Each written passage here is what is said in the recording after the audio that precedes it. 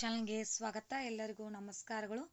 ಜನಸಂಖ್ಯಾ ಪ್ರಬಂಧ. ಈ ಒಂದು ಜನಸಂಖ್ಯಾ ಪ್ರಬಂಧದ ವಿಡಿಯೋ ಇಷ್ಟವಾದಲ್ಲಿ ಪ್ಲೀಸ್ ನಮ್ಮ ಚಾನಲ್ಗೆ ಲೈಕ್ ಮಾಡಿ, ಸಬ್ಸ್ಕ್ರೈಬ್ ಮಾಡಿ. ಪೀಠಿಕೆ: ಭಾರತವು ಅನೇಕ ಜನಾಂಗಗಳು, ಪಂಗಡಗಳು ಇರುವಂಥ ಒಂದು ವಿಶಾಲ ರಾಷ್ಟ್ರ.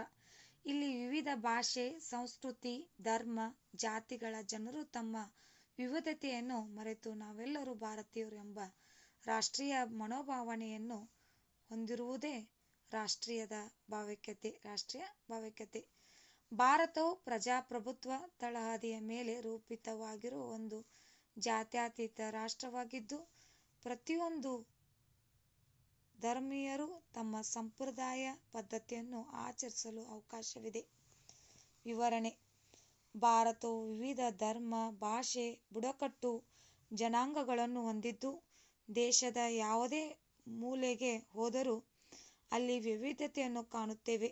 ಏಕೆಂದರೆ ಭಾರತೀಯ ನಾಗರಿಕತೆಯು ಯಾವಾಗಲೂ ಧಾರ್ಮಿಕ ಹಾಗೂ ನೈತಿಕ ತಳಹದಿ ಮೇಲೆ ಚಲಿಸುತ್ತದೆ.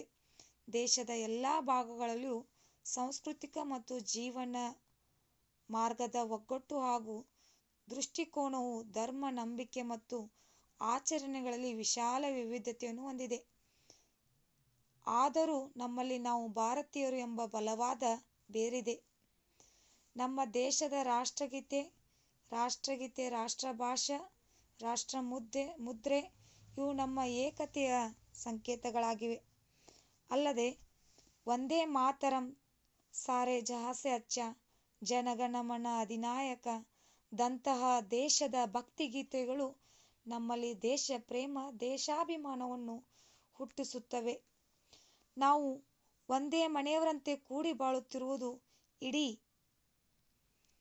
ಜಗತ್ತಿಗೆ ಮಾದರಿಯಾಗಿದೆ ಎಂದು ಹೇಳಬಹುದು. ಕೊನೆಯದಾಗಿ ಉಪಸಂಹಾರ: ಇತ್ತೀಚೆಗೆ ಭಾರತೀಯರು ಸಂಸ್ಕೃತಿಯ ಪ್ರಗತಿ ಹಾಗೂ ಬದಲಾವಣೆ ಹಂತದಲ್ಲಿದೆ.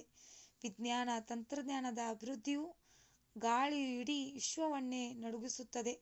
ಆದರೆ ಭಾರತೀಯರಾದ ನಾವು ಮಾತ್ರ ನಮ್ಮ ನೆರೆಹೊರೆಯ ರಾಷ್ಟ್ರಗಳೊಂದಿಗೆ ಪ್ರೀತಿ ಹಾಗೂ ಸೌಹಾರ್ದತೆಯಿಂದ ನಡೆದುಕೊಳ್ಳುತ್ತಾ ನಮ್ಮ ದೇಶದ ಏಕತೆಯನ್ನು ಎತ್ತಿ ಹಿಡಿದಿದ್ದೇವೆ ಅಂತ ಹೇಳ್ತಾ, ನಿಮಗೂ ಕೂಡ ಇವತ್ತಿನ ಈ ಒಂದು ಜನಸಂಖ್ಯಾ ಪ್ರಬಂಧದ ವಿಡಿಯೋ ಇಷ್ಟವಾದಲ್ಲಿ ಪ್ಲೀಸ್ ನಮ್ಮ ಚಾನಲ್ಗೆ ಲೈಕ್, ಶೇರ್, ಕಮೆಂಟ್ ಮಾಡಿ. ಆದಷ್ಟು ನಮ್ಮ ಚಾನಲ್ನ ವೀಕ್ಷಣೆ ಮಾಡಿ, ಆದಷ್ಟು ನಮ್ಮ ಚಾನಲ್ಗೆ ಸಬ್ಸ್ಕ್ರೈಬ್ ಮಾಡಿ, ನಮ್ಮ ಚಾನಲ್ನ ನೋಡಿ